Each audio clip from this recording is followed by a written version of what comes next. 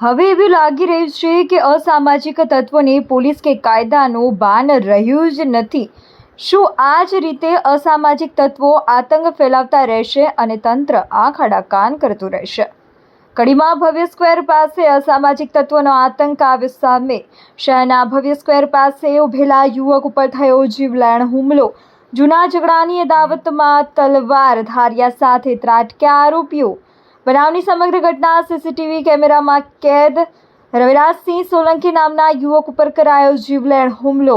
Range rover ગાડી તોડી 10 તોલાની સોનાની ચેન સહિતની કરાઈ લૂંટ। ધાર્યા, તલવાર, પાઇપ અને હથોડાથી કરવામાં આવ્યો હુમલો।